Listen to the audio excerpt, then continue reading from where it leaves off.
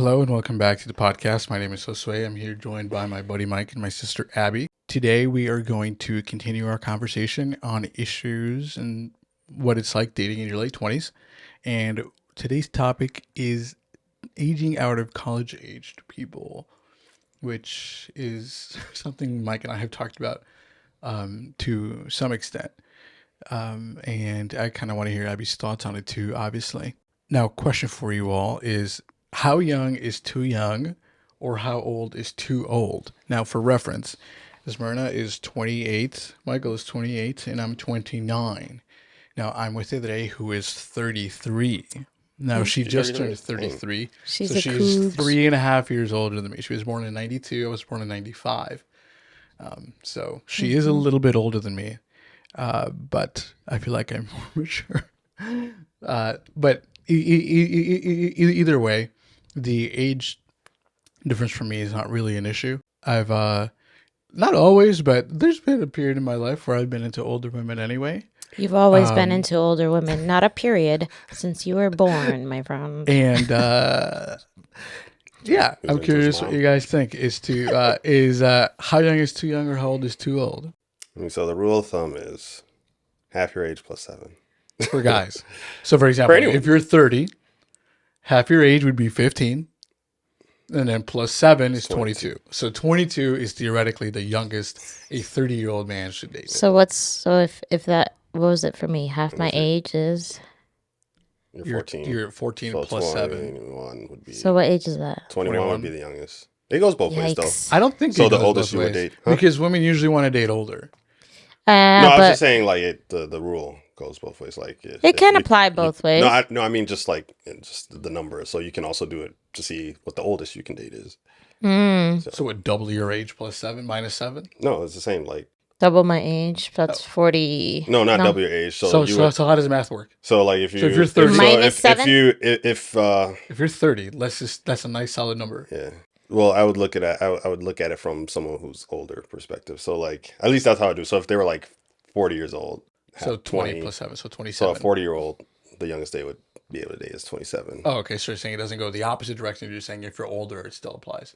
Well, if you wanted to see who the oldest you could date is, then you would just do it that way. Oh, do the math that way. Yeah, that's what I was saying. Oh, so okay. So I guess if you're 40, so if you're a 30-year-old woman. Yeah. So if you wanted to plus date, or minus 7 times 2, right? So then it would be minus 7 would be 23 times 2, 46. So 46-year-old is the oldest you could presumably date if you're a 30-year-old woman. Yeah, if you do it that way, or if you wanted, if you saw some dude that were like 46 years old and you were like, oh, and then you just half their age plus 7, that would be 30. So you're like, okay, well, that's not terribly bad, but I mean, I know for me, anyway, my cap is 10 years. In either direction or just forward? Forward. I was gonna say forward 10, not no. A 21-year-old? No, what's 10? 18. I can't do, I cannot do an 18-year-old. I need someone who is out of college, who has a job. So definitely not 18. But the youngest I could go, maybe 26. You have to. It's different for women. It's different for women, but that's like because usually men mature slower than women. And at least at 25, I can deduce that if you're 25, your frontal cortex has officially developed. Yes. So if you're a year past 25, you probably lived some more experiences and are catching up to my maturity. So it wouldn't be much of a gap. Mm-hmm. That's why I say 26. Granted, especially now, there are some young guys who are very mature, more mature than older guys. Granted, they're the anomaly, not the rule. But yeah, that's how young I would go. Do you think there's a rule for girls? Do you think 10 is too much? For a guy? No, for a woman, it's like 10 years? Yeah. So do you think 12 is too much? So 12 years? Yeah, it's like a 30-year-old. Well, for me, a 42-year-old. For me, it is because pushing 12, you're at different life stages. Yeah. And that impacts the way you see your life. That impacts the way you communicate, can impact expectations, all that stuff. So I think within 10, even though 10 I think is a lot, you're still relatively in the same stage of life. Kind of. One person's more like on the back end. This is something that is a judicial rule that kind of judges put on what porn is, and that's it's kind of like a rule where you can't really define pornography. That is such a smooth transition. I was left field. Like, I'm like, go ahead. Well, what I was trying to say, it'll make sense once I say it. Okay. But how it happened is you can't, like, it's hard to define pornography, whereas it can be art in one thing, but then it can be lewd and in another.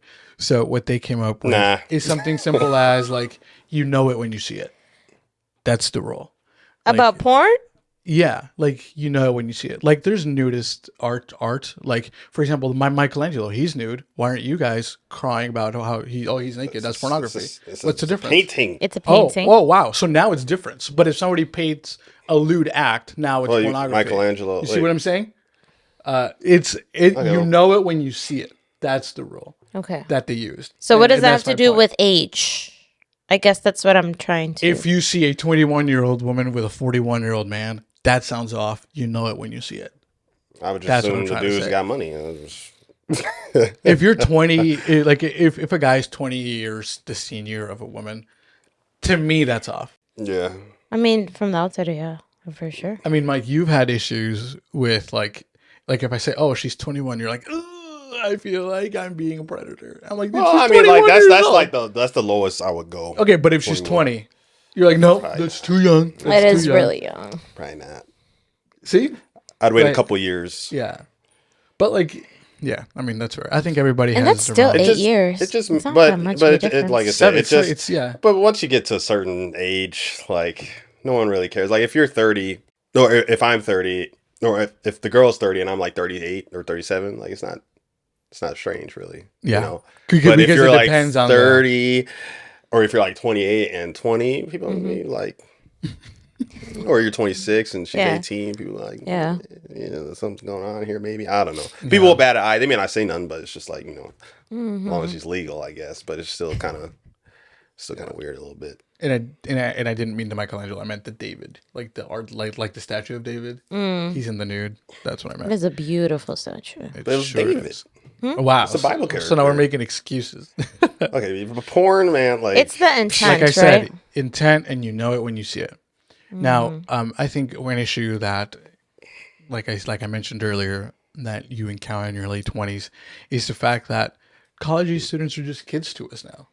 They're like your kids. Like for example, you have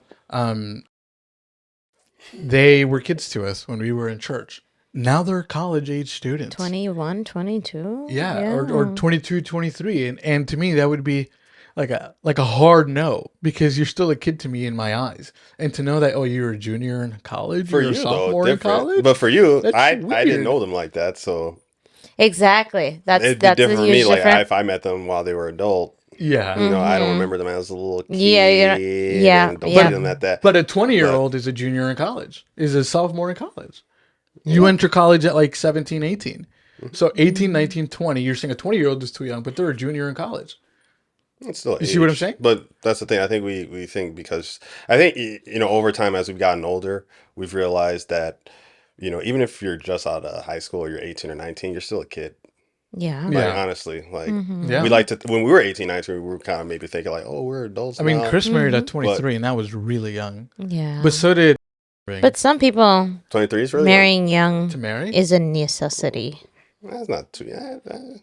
I mean, if you're both 23, especially because they've known each other forever. Chris and JC went to the same high school. Young for me is like maybe 2019, but I mean, like it's still, I guess, on the younger side. And it's very contextual too, because like if you're in the country, and like life just moves at a completely different pace. It's just a completely different lifestyle. Yeah. So I mean, it works differently. But I think the point still stands. Whereas you would caution to consider anyone from college anymore.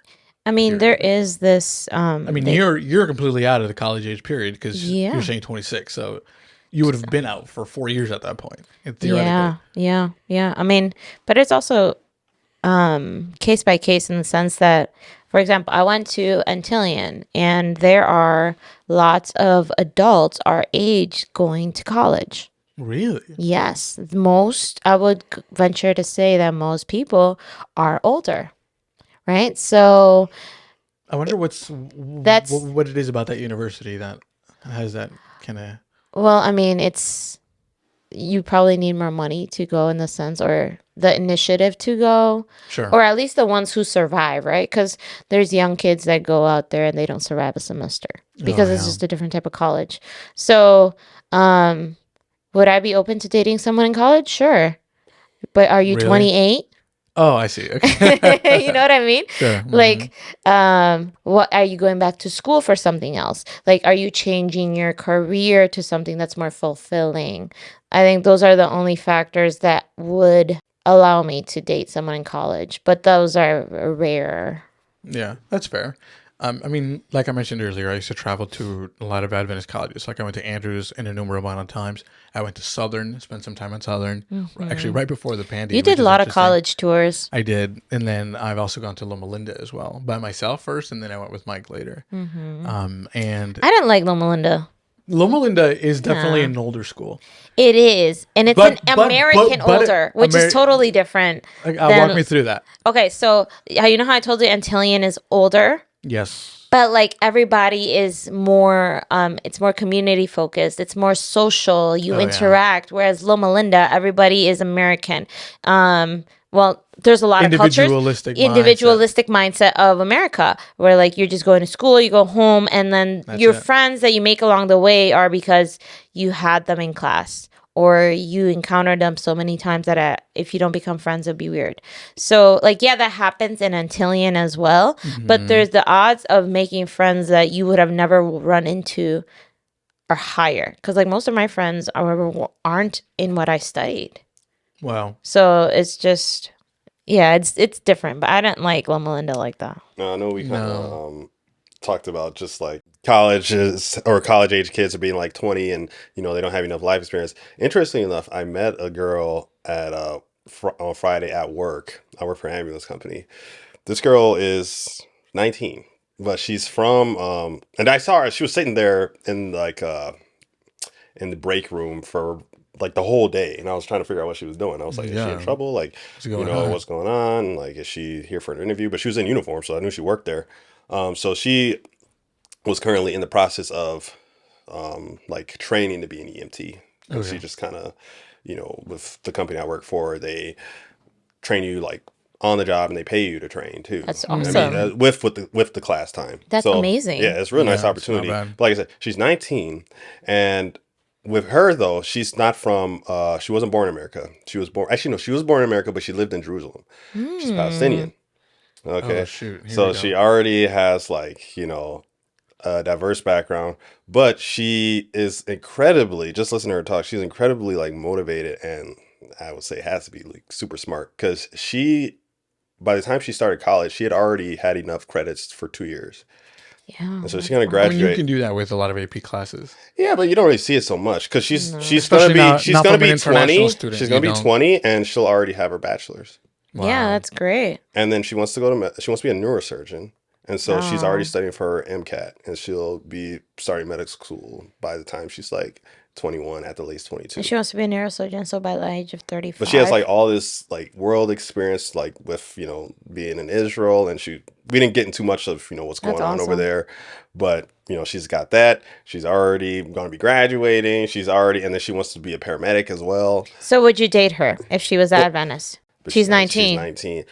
I would be intrigued because she just has all that stuff, and she's just like, super motivated. I also like, people who are like motivated and career oriented. So that's intriguing to me.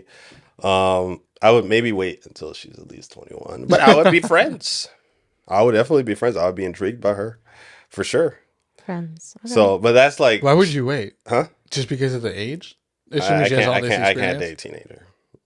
Okay. Not date a teenager. Even though 20, no. No. Okay. Even though she's studying for her MCAT and you're not? That's fine. It's just the age. I can't with the age. That's just me. Maybe there's some other people. No, that's fine. But we all have our things that we just can't do. Yeah. But yeah, no, she seemed very mature. Like she's very like, go getter and stuff like that. And so yeah. But she's like, I mean, I only know maybe like 2 people that I've ever met that are like yeah, that. exactly. They're the exception. They're not. Not the rule. Yeah. That's true. Going back to the college thing, the fact that the people that we knew that went to diverse colleges or whatever, if we went and visited them, they could show us around. Mm-hmm. This new generation, we don't know anyone. No. So there's no one to show us around, show us the best churches, what are the cliques, like this is where you go to eat. This is where, where like this is actually the really nice Bible group that you go to on Friday nights or Saturday nights. You don't have that anymore. Well, typically. So now it's completely just lost to somebody in their late 20s. I wouldn't say it's completely or at lost. least to me, if I were I wouldn't say it's completely to consider lost. going to colleges like that again. Well, and specifically the Adventist community, like if there's like a college, there's usually like a very like active, vibrant like Adventist like town, city, and so like a lot of the Name people. one. Well, like Andrews is not vibrant city. Andrews is not vibrant comparative at all. to rest Andrews of is absolutely relative to here. No. Here is way more southern. Dead. You'd Loma Linda, nothing to speak of. Are you kidding me? Josue, there's like many churches in that area that you can go to that have a lot of young people that are outside of college age. It's just like those are like the Adventist hubs. Yes, dude. Are you kidding me? There are Adventist people. And I would know too. I've been to Loma Linda, and Tennessee has a huge like Adventist population. They have an Adventist population but that does not mean it's a vibrant city town vibe area. I said vibrant with Adventists. Like I'm not saying it's like a big like city or whatever with a bunch of stuff to do. I'm just saying like you're more likely to find like younger Adventists, and a lot of people when they graduate college, they usually kind of stay in the area too. A lot of times, not all the time, but some of them stay around. Yep, some of them do stay around, and they find jobs or career. Well, yeah, they find jobs in the area. Yeah, nobody lives in Berrien unless you're like a professor. But I know there's there's a lot of bigger churches in that area. Well, not a lot, but there's the church on the campus. There's more. The other church. There's more opportunity, but just because there's more opportunity, I don't think that doesn't equal to more vibrant. Right. Well, it's more vibrant than here, I would say. Because like I wouldn't go to Berrien to church. No. You would have an easier time finding younger people or young adults there than here. That's what I'm saying. But again, young adults that are her age, because we're aging out of college people. You would have more likely. First of all, Andrews has a seminary, so yes, so lots of families. Well, we're going to talk about grad students. Lots of families. Okay, but that's what I'm talking about. Like, it's the whole university, the whole thing. Most people in seminaries have families, and not all the time. No, obviously not. For the most part. Not for the most part. Okay, well, I don't even want a pastor, so why would I consider seminary? Well, I'm saying like there's grad school, like you said. There's stuff, but like usually those towns with Adventist universities, like you'll have at least more variants of young people than here in Milwaukee, for sure. Even though we're a much bigger city, like there's 1 million people in this area. To me, aging out of college age people is not really a loss. I've always considered myself like to have an older mentality. So like even in college, all my friends are older. So it's not like I would be like people my age. I have less friends my age than anything. I think Aranza's the only friend my age. And Chris, the one that was here. So yeah, just college age people just never really like I used to go with you to Andrews. It was never really my thing. I went to Loma Linda as an adult, like older. It wasn't really all that. So. Well, did you even venture, or did you just stick with your friend? Well, in that clique, posse. Well, when I went to Loma Linda, I didn't know anybody. So, like the first time around, you have no choice. Yeah, you have no choice. If I go back, I would go for my friend, not for the school, because it just not welcoming. And like the people that I met people through her, right? So that widens the circle. But yeah, I didn't see anything there. Would I be open to going back? Sure, but that's more grad school and that's more med school. But I don't want someone in school. Like me personally, as a single professional young woman in my 28, I don't want someone in school. I want someone, even if they're in Like residency. Residency means your whole focus is trying to learn to become a doctor so you don't kill someone one day. That means less time to spend in a relationship. Don't they deserve love too? They do deserve love. Just not but yours? I am just being honest with where I am in my life. And I preferably want someone who is a working professional like me, who we kind of have similar schedules. Would I be open to someone in grad school? Sure, right? But like as my rule is just a no until proven otherwise. Interesting. I think the biggest part is not really the college part, but the loss of a hub, somewhere to go to meet people. So there is no longer one central place to visit, except I think conferences are the last bastion left. Conferences is pretty much the only hub you have left to be like, oh, how can I encounter a whole lot of Adventist people in one place? I don't think there's anything else. Am I wrong on that? I don't think there's for the most part, yeah. I would say GYC. For conferences, mission trips, that's about mission trips, yeah. Mission trips I found very successful. Even with mission trips, it doesn't still promise exclusively like people your age. Because there's still older people that go. But I mean, I've been lucky the last few that I've met a good like group of young, nice people that some were my age too. Of both sexes, male, female. A new hub for me, well, it's never been, I guess it's newer and I capitalize on it more, is I like meeting older people who might have beautiful sons. So like when I went to New York for Pathways, I connected a lot with like, the moms, and like, I'm not saying that I connected them on a friendship level, but they could potentially have a son, you know what I mean? My age. So, hey, it's a new well to tap in, and if I get the mom to be my friend and she likes me, why wouldn't she recommend me to her son? And watch her son be in med school, and she's like, yeah, never mind. Yeah. It would definitely be more of a barrier. Yeah. And I think it's harder if, like, Abby was the only one who went to an Adventist school here, but if you miss your college window of actually being there and living there, not just me who went to visit, I think it becomes exponentially harder. And I think people should take advantage of that window. Yeah. And I don't think that's happening. And that's another topic we're going to talk about another day, which is just the fact that no one talks to anyone anymore. Everybody's meant to get married at different stages. Like Chris got married at 23. But I would go as far to say that Chris needed to be married by 23. I think that's a fair statement. Whereas, like, for me, sure, I would have liked to been married by, let's say, 25. But now that I'm 28, I'm very glad that I'm not married, because I've been able to grow and just become more of the person that I'm happy to be. Whereas you'd be a completely different person. Yeah, exactly. But I feel like when you meet someone younger, you can have certain troubles along the way that once you're older, you don't necessarily have, because you're more sure of who you are. Like we just spoke about long distance, right? A young couple in long distance probably has more anxious attachment. They probably have less communication skills. Whereas we are all older. We are 28. We all have autonomous lives. Like Michael's saying, like, I might not be able to call you today. We can understand that because we're older. Whereas if you're younger, you probably wouldn't be able to understand that more.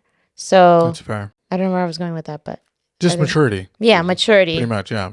And that goes back to a point you mentioned earlier, which is different stages in life, where college students or grad students are all about studying, and we usually have more stability and oftentimes more money, right? Whereas if you're, let's say, I feel bad for, let's say, a guy who's 25, didn't find anyone in college, and he's, still kind of brokish. Like, that's kind of rough. Like everybody. Yeah. Right? This is America. It's kind of hard out here. And also, like, if you're, like, in college, the fact that, you're immature, there's a lot of people who are changing majors like it's fashionable. Like, oh, I'm a business major, then I'm a psych major, then I'm a communications major. You don't know what you want. Yeah. And that kind of instability is not attractive to us in our late 20s anymore at all. No. Or at least presumably it shouldn't be, right? If you have done the work and are with some sort of level of, maturity, like we were talking about. And also we just have more experience with them, more experience than them, I should say, than college students, which means it's especially bad for women. because if you what's the word I'm looking for here? You don't want an immature guy. You just don't. No. So I think it's harder. It's harder if you miss your window, because now women like to be pursued, but then if you don't have a hub to be pursued in, now you're lost. Yeah, I wouldn't say you're lost. I wouldn't say miss your window. I feel like these are all negative connotations that we're all like, I'm not screwed just because I didn't meet someone in college. I didn't say screwed. I didn't miss my window. It was just it wasn't my time. It wasn't the. You don't think you play an active role in that? Huh? You don't think you play an active role? I think I do, but at the same time, I did my best with what I had at that time. Well, right? Assuming you actively tried to, right?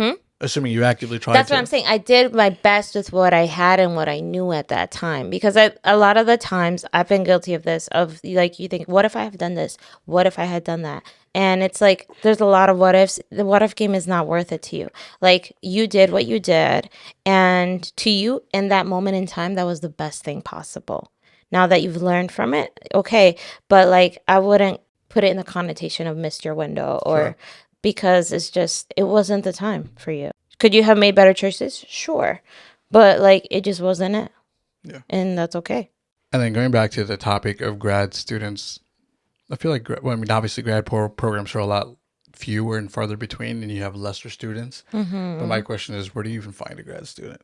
Right. Well, because you usually live off campus. You have your own life. Hopefully they're in church. Well, yeah. I mean, in Central English, there's a lot of grad students. Where do they go? Huh? Where do they go? To schools in Milwaukee. I guess. Yeah. Like MCW. Huh? MCW. It's mostly women than men. But then again, there's more women in schools than men. Than men at this point, yeah. So yeah, at church, in your day-to-day life. Because the grad students work. Yes. For the most part, if they're not from.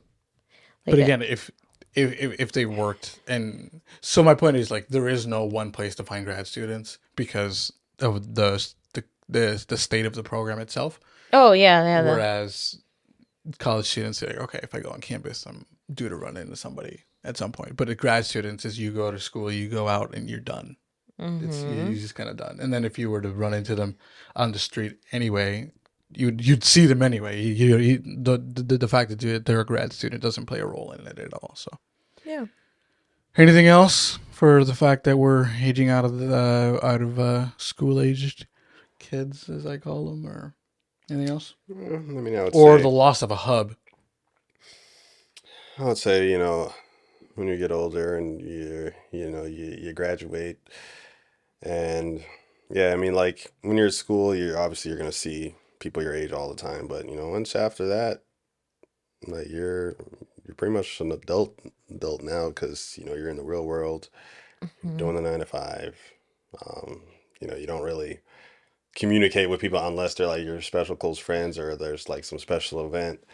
So a lot of what you do is just kind of, I'll say this, just on faith that God's going to send someone your way, or it's not a bad place to be. It's not, but it, a lot of people struggle with that fact. So, you just gotta, really, during that time, you really gotta believe and, just you really strengthen your relationship with God, and that's obviously a benefit, but, it's something that you really have to think about now.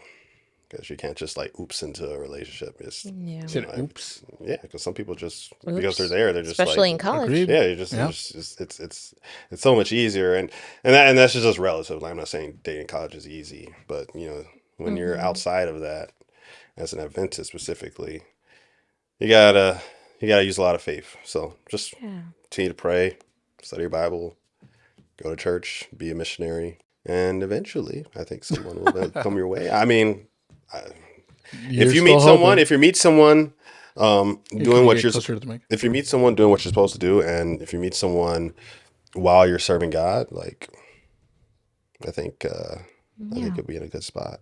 Mm-hmm. Fair enough. That's how I would like to meet someone. I mean, I'm not saying that's the only option, but I would love to meet someone while I'm on missions or while I'm doing my church plant or working for God. So. Yeah. I guess the only thing I would have to say is kind of like what Mike is. It's more of, it's a loss of a hub, but it's also an opportunity to meet someone when you're in a more stable time on your life. And if you like put your head down, you work and you like pray to God and you do your part, if it's going to happen, it's going to happen, right? Yeah. At the end of the day, it's just a hub, right? The whole world's out there, and But there's it's still still a some. real, Yeah. still a reality. And those Though. make some It's, cool. yeah, Those I'm not make saying it wasn't real. those make some cool love stories too. You know, Yeah. like when you just look back and see all like things that had to happen so you two could meet. You know, Yeah. like if you're on a mission trip in like, I don't know, shoot, man, somewhere in the jungles of Brazil or something. I don't know, and then you Whereas guys we are met just in there. college. Yeah, I know. It's just like, oh, that's so normal. I know, like we sound like a hater, but you know, it's just there's advantages. You know, and, Yeah. you know, you definitely get opportunity to really see God work for your relationship or God work in putting you together with someone. Yeah. So it's, I guess it's, for me, it's acknowledge the loss and accept the challenge. Mm-hmm. Agree to agree. All right, let's pray, shall we? Father in heaven, thank you for loving us the way that you do. I pray that even with losses of hubs and, just aging out of, where there's a lot of people where we might find someone, God, I pray that even though the fight is harder, we go at it with you. I pray that we may not be discouraged, that we may find solace and know that you have our backs regardless. Thank you for that love. In Jesus' name we pray. Amen. Amen.